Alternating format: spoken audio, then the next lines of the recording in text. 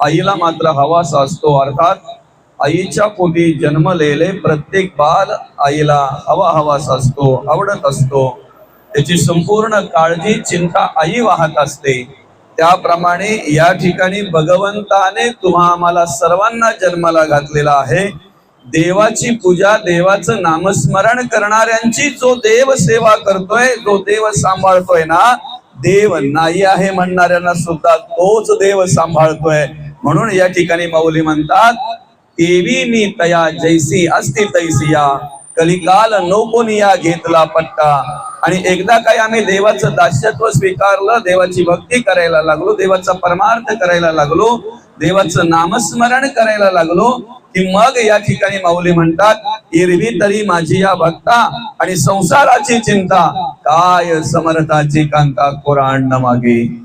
बरं का, विश्वाची निर्मिती करणारा जो देव आहे, विश्वव्यापक जो जगदीश्वर आहे, संपूर्ण ह्या सृष्टीमध्ये जे जे आमच्या दृष्टीला दिसतंय त्या सगळ्याचा निर्माता जो देव आहे, त्या निर्मात्याला जर आम्ही आमचं केलं तर निर्माण केलेलं सगळं आमचंच आहे असं म्हणायला हरकत नाही। म्हणून निर्माण जे केलंय ते देवाकडे मागण्यापेक्षा निर्मात्यालाच मागा, निर्माण केलंय ते सगळं आपलंच आहे। एरवी तरी माझी या भक्ता आणि संसाराची चिंता, काय समर्थाची कांता कोरांड मागे। असो, श्लोकावर अर्थ पूजा बांधण्याआधी ज्या निमित्तानं आपण या ठिकाणी ही प्रवचन सेवा आयोजित केलेली आहे, या ठिकाणी रहिवासी असलेले आपलं हे कुंभार परिवार आणि या कुंभार परिवारातील आमच्या ताईसाहेब अर्थात कैलासवासी केरूबाई राम कुंभार, आईसाहेबांना 13 मार्च 2026 रोजी देवाज्ञा झाली। त्यांचं वृद्धापकाळाने निधन झालं आणि त्यांच्या उत्तर कार्यांच्या निमित्तानं आज आपण या ठिकाणी ही प्रवचन सेवा आयोजित केलेली आहे। आईसाहेबांच्या पश्चात त्यांच्या 4 मुली आणि 1 मुलगा, अर्थात आमच्या मनीषाताई असतील, छायाताई असतील, मायाताई असतील आणि अंजलीताई असतील, त्याचप्रमाणे आमचे महेश दादा असतील। अशा प्रकारे ही 5 भावंड आणि संपूर्ण हा कुंभार परिवार, आपतेष्ट मित्र परिवार, आईसाहेबांचं वृद्धापकाळाने निधन झालं आणि त्यांच्या उत्तर कार्यांच्या निमित्तानं आपण आज या ठिकाणी ही प्रवचन सेवा आयोजित केलेली आहे। अतिशय संघर्ष केला आईसाहेबांनी, अतिशय सुरुवातीला त्यांच्या जीवनामध्ये असं काबाड कष्ट केले, मेहनत केली आणि त्या मेहनतीच्या बळावर काबाड कष्ट करून, मेहनत करून, घाम गाळून खऱ्या अर्थानं आपला उदरनिर्वाह केला, आपल्या भावंडांचा सांभाळ केलं। आता भावंडांविषयी जर सांगायचं झालं तर हे 3 भाऊ आणि 5 बहिणी, एकूण 8 जण, बरं का। त्यापैकी 1 बहीण आणि 1 भाऊ अगोदरच आम्हाला सोडून गेलेले आहेत आणि आता ही दुसरी बहीण अर्थात सर्वात मोठी असलेल्या आमच्या ताई अर्थात आईसाहेब केरूबाई राम कुंभार यांना 13 मार्च 2026 रोजी देवाज्ञा झाली आणि आज या ठिकाणी आपण त्यांचं उत्तर कार्याच्या निमित्तानं प्रवचन श्रवण करत आहोत। खरं तर या ठिकाणी जन्माला घालताना भगवंताने आम्हाला सर्वांना अशा प्रकारे जन्माला घातलेला आहे की जे जे काही हवं आहे ते सगळं आमच्या बरोबर भगवंताने दिलेलं आहे, बरं का। इथे पाठवतानाच भगवंताने आम्हाला ज्याची गरज आहे ना, जे हवं आहे ना, ते सगळं प्रत्येकाला प्रत्येकाची व्यवस्था करून आणि मग दिलेलं आहे। फक्त झालं काय, आमचं जगणं वागणं, आमचं राहणं बोलणं चालणं, याच्यातून मग ते आम्ही काय केलं त्याच्यावर अवलंबून आहे, बरं का। आम्ही आमच्या चामड्याच्या डोळ्याने जर बघितलं तर माणूस येताना काही घेऊन आलेला नाही आणि जाताना सुद्धा काही घेऊन जात नाही, बरं का। या चामड्याच्या डोळ्याने जर बघितलं तर येताना माणूस काही घेऊन आलेला नाही आणि जाताना सुद्धा काही घेऊन जाणार नाही, बरं का।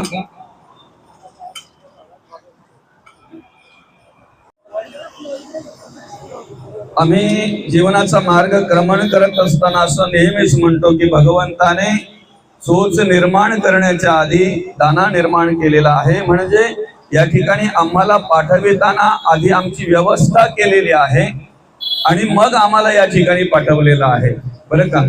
फक्त काय केलं, जे भगवंताने दिलंय ना आम्हाला, आमच्या बरोबर जे काही दिलेलं आहे ते कशा पद्धतीने आम्ही खर्च करायचं, कशा पद्धतीने वापरायचं, काय करायचं ते आमच्यावर अवलंबून आहे. अर्थात चामड्याच्या डोळ्याने जर बघितलं तर आम्ही काहीही बरोबर घेऊन आलेलो नाहीत.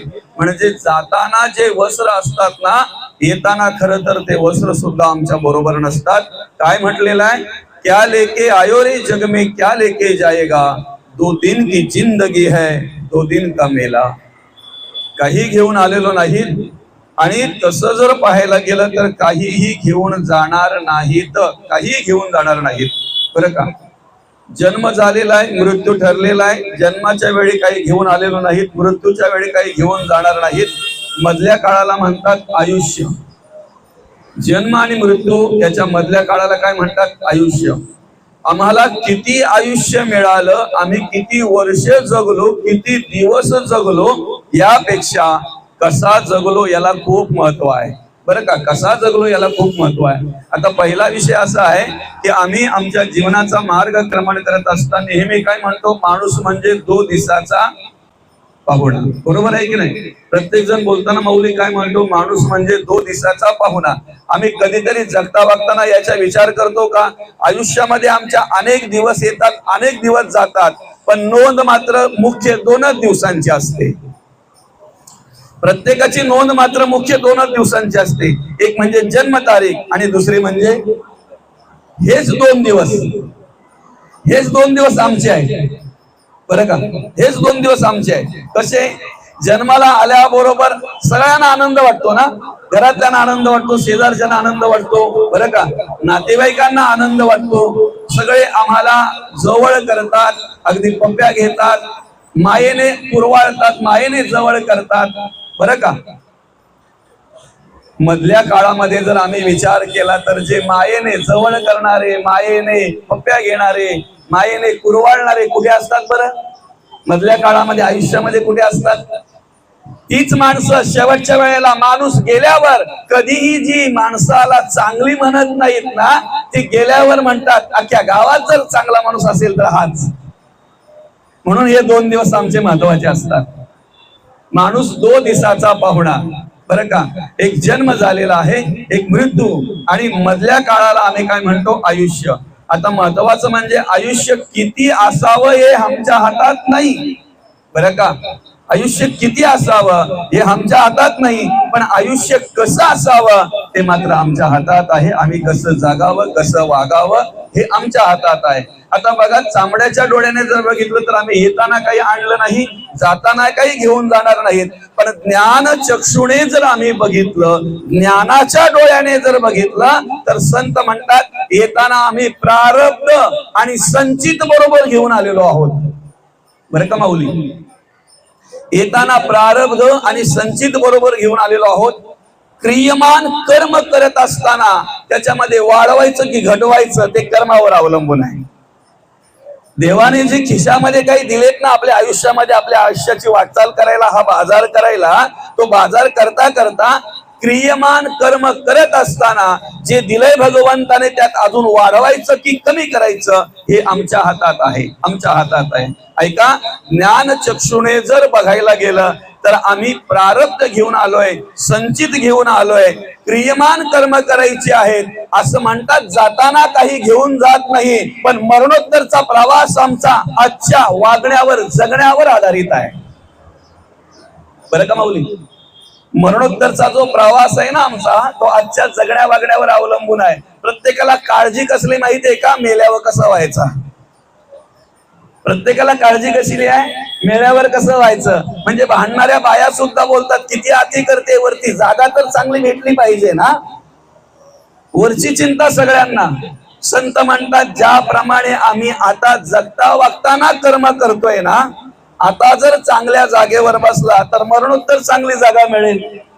आता जर चांगलं बोललं, चाललं, वागलं, सगळं काही कार्य जर चांगल्या प्रकारे केलं तर आताच्या ह्या कर्मावर आमचा मरणोत्तरचा प्रवास आहे, बरं का. मग आम्हाला काय करायचं आहे, प्रारब्ध बरोबर घेऊन आलोय, संचित बरोबर घेऊन आलोय. क्रियमान कर्म करत असताना, क्रियमान कर्म करत असताना आम्ही विचार केला पाहिजे. आमचा भविष्यकाळ जर वर्तमान कालावर आधारित आहे तर आम्ही वर्तमान कालामध्ये कसं वागलं पाहिजे, कसं जगलं पाहिजे याचा विचार आम्ही केला पाहिजे. आज आम्ही काय करतोय, आज आम्ही काय करतोय, जी काही धावपळ करतोय, जे काही प्रयत्न करतोय, बरं का, आम्हाला वाटतंय आम्ही सुखासाठी करतोय, पण जर ज्ञान चक्षुने बघितलं तर प्रत्येक जण जी धावपळ करतोय ना त्याच्या शेवटी सुख नाही. सुख आहे का? काय म्हटलेलं आहे?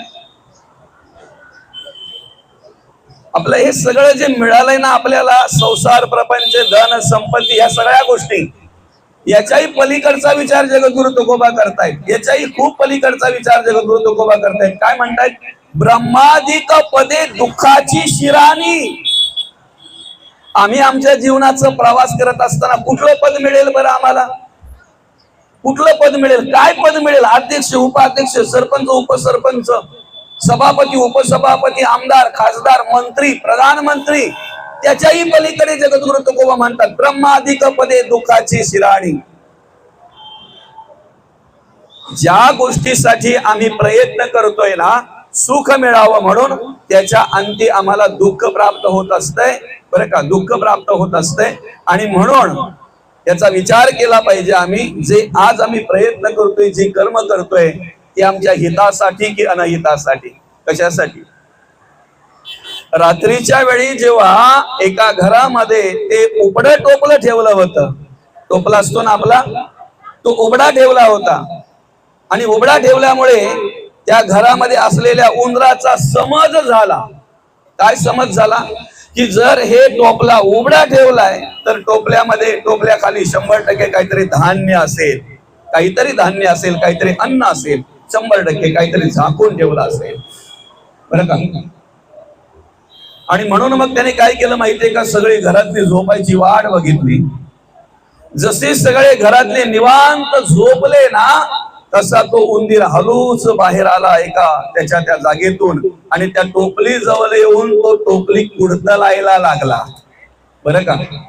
आता ती टोपली होती बांबूच्या काड्यांची, त्यामुळे जरा कडक होती, बरं का, कठीण होती. तो कुडतलायला लागला. तो कुडतलता कुडतलता त्याच्या मनामध्ये एक विचार होता, या टोपलीच्या खाली काहीतरी अन्न असेल, धान्य असेल.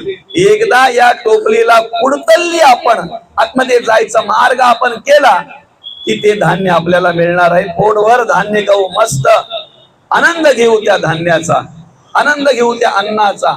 अशा प्रकारे विचार करता करता तो त्या ठिकाणी काय करायला लागला? टोपला कुडतलायला लागला.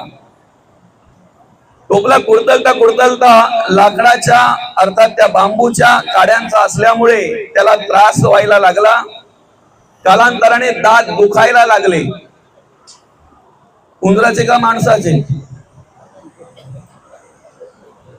कालांतराने दात दुखायला लागले. दात दुखता दुखता हिरड्यांच्यातून रक्त यायला लागला, आणि रक्त आल्यानंतर थांबायचं तर विचार करतोय आता थोडाच राहिलाय कुडतलायचा, तेवढा जर कुडतलला तर 100% आपल्याला अन्न मिळेल. म्हणून दात दुखतात, हिरड्यांच्यातून रक्त येत आहे, तरी उंदीर थांबला नाही. पण ऐका, पहाटेच्या वेळी जेव्हा त्या टोपल्याला रस्ता झाला ना आतमध्ये जायला, होल तयार झाला ना, त्या वेळेला तो छिद्र झाल्याबरोबर, तो रस्ता झाल्याबरोबर त्या टोपल्यामध्ये आतमध्ये असलेला साप बाहेर आला, आणि सापाने त्या उंदराला गिलंकृत केलं, खाल्लं. जेव्हा तो साप उंदराला खात होता ना, त्याने खाताना शेपीपासून सुरुवात केली, शेपटीकडून खायला घेतलं होतं. तेव्हा पुढे असलेला जो उंदीर आहे ना, सापाच्या तोंडातला अर्धा पुढे असलेला जो उंदीर आहे, तो विचार करत होता, रात्रभर मेहनत केली, दात दुखायला लागले, थांबलं नाही, हिरड्यांच्यातून रक्त आलं, थांबलो नाही, का काहीतरी मिळेल, सुख मिळेल, आनंद मिळेल, समाधान मिळेल म्हणून. पण शेवटी काय झालं? मी माझ्या काळाच्या जवळ जात होतो, काळाच्या जवळ्यात जाण्यासाठी मी स्वतः रस्ता करत होतो, हे मला कळलं नाही. याचा विचार तो उंदीर करत होता. जरा उंदराच्या जागेवर आपण बसा आणि सापाच्या जागेवर काळाला घ्या जरा, आणि एक फक्त कल्पना करा, आम्ही जी धावपळ करतोय, आम्ही जे जे काही करतोय ते काळापासून दूर होण्यासाठी की काळाच्या जबड्यात जाण्यासाठी, फक्त एवढा विचार करा. कशासाठी प्रयत्न करतोय आम्ही, कशासाठी अट्टहास करतोय आम्ही. आणि जर आम्ही काळाच्या जबड्यात जात असू, दिवसेंदिवस जर काळाच्याच जवळ जर जात असू, बरं का, तर शेवटी आम्हाला सोडवणारा कोणीही नाही. तुका म्हणे तुला सोडविना कोणी कधी, काळाची उडी पडेल बा जेव्हा, काळाची उडी जेव्हा पडेल तेव्हा सोडविना कोणी. मग सगळे सांगितले तिथे काय, सोडविना राजा देशीचा चौधरी. सगळ्यांची ओळख करून दिलेली आहे, सगळ्यांची ओळख करून दिलेली आहे. काळाची एवढी पडेल बा जेव्हा, सोडविना तेव्हा माय बाप, सोडविना बंधू पाठीची बहिणा, शेजीची कामीन दूर राहे, सोडविना राजा देशीचा चौधरी.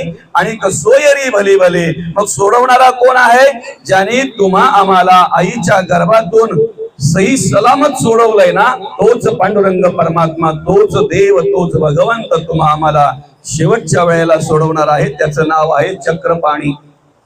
तुका म्हणे तुला सोडविना कोणी, एक चक्रपाणी वाचून या.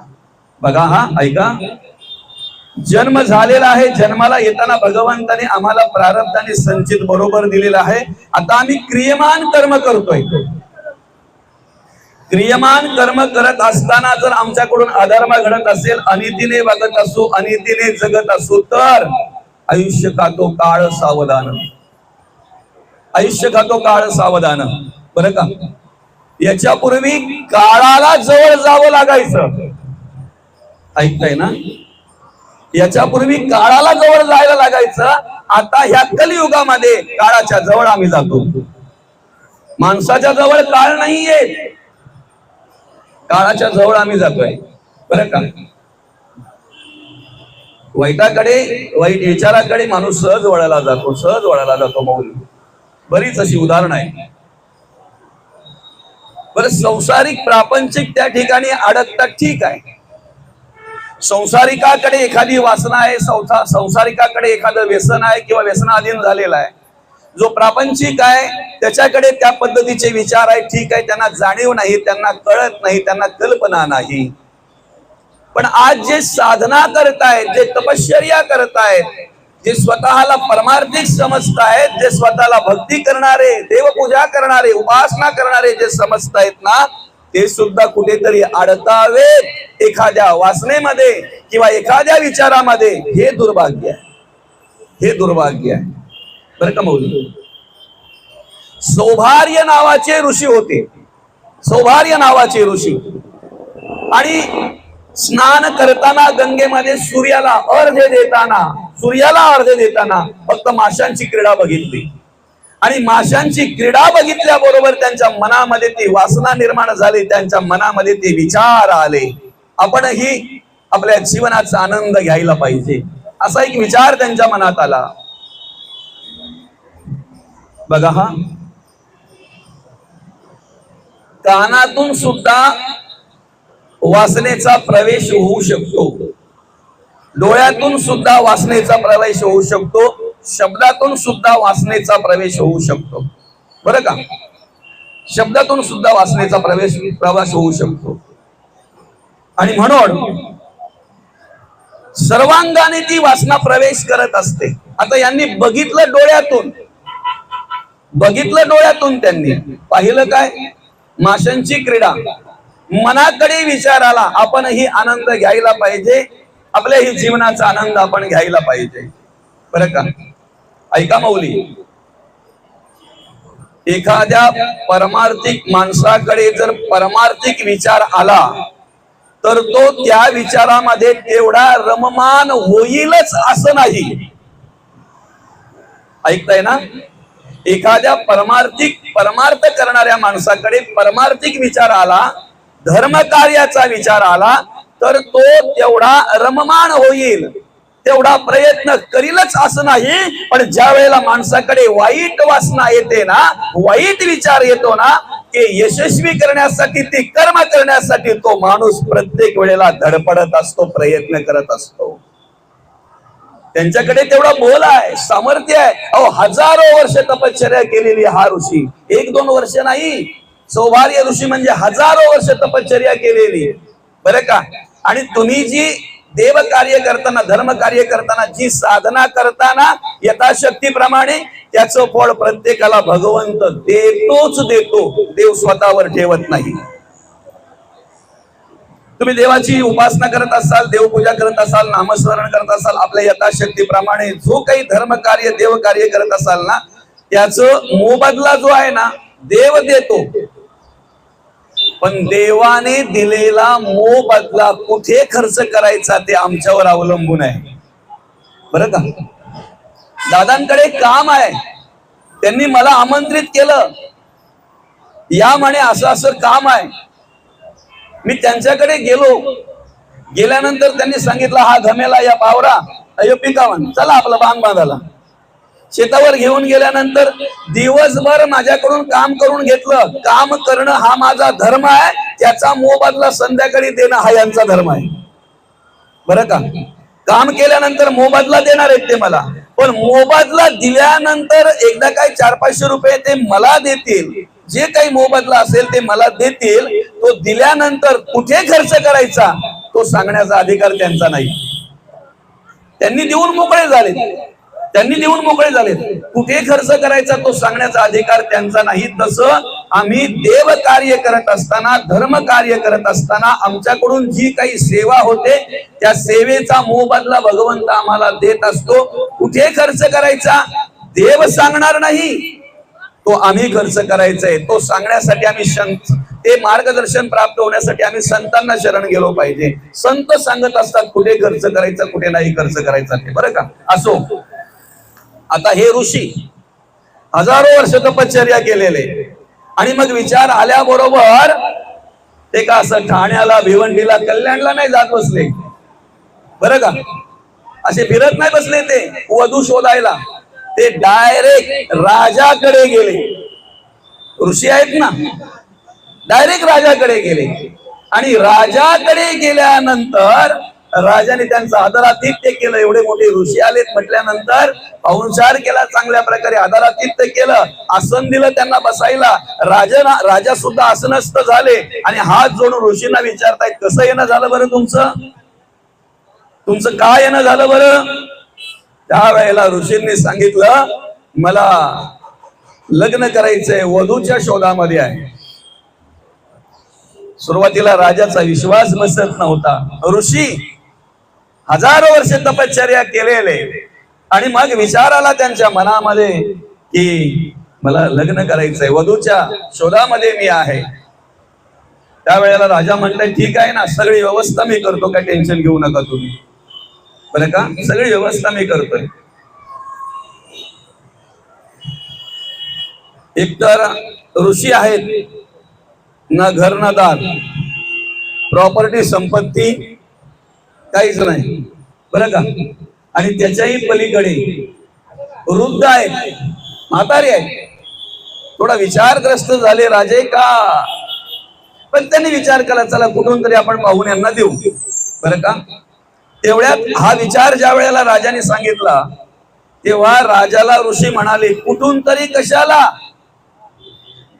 कशाला, तुम्हाला 60 मुली आहेत. त्या राजाला किती मुली होत्या? 7 नाही, 7 नाही, 60 मुली. आणि तुम्हाला जर 60 मुली आहेत तर त्यापैकी एक तर ऋषी आहे. आणि माणूस सगळ्यात जास्त घाबरतो कोणला माहिती आहे का? पक्का तपस्वी असेल ना, काय त्यातही काही शापबीप दिला, काही कमी जास्त काही झालं म्हणजे झालं नाही.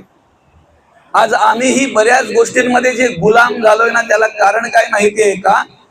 ज्यांनी गुलाम केलंय ना त्यांच्याकडे एक नेक आहे, बरं का माऊली.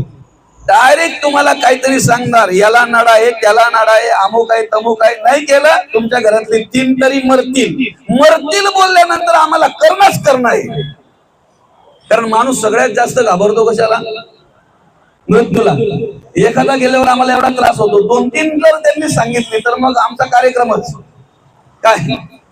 मनस्थिती नसतानाही आम्ही करतोय. आता तो ऋषी आहे, ऋषी म्हटल्यानंतर मग राजा विचार करायला लागला, करायचं काय. मग आता राजाही हुशार होता. राजाने काय सांगितलं, ठीक आहे, तुम्हाला माझ्या 60 मुली माहिती आहेत ना, 60च्या 60 मुली तुमच्याकडे पाठवतो, जिला तुम्ही आवडाल.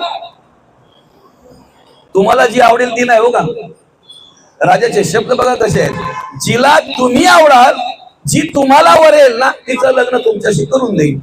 एवढा राजा म्हणाला आणि राजा बाजूला झाला. राजा बाजूला झाल्यानंतर त्या 60च्या 60 मुलींना राजाने त्या ऋषींकडे पाठवलं. पण ऐका, तिथे त्या मुली येईपर्यंत आपल्या योगाच्या बळाने, आपल्या सामर्थ्याने ऋषी राहिला नव्हता. आपला विषय काय आहे, पैसे दिलेत, खर्च कुठं करायचं हे कोणावर अवलंबून आहे. आता यांनी हजारो वर्षाची तपश्चर्या कुठे खर्च केली.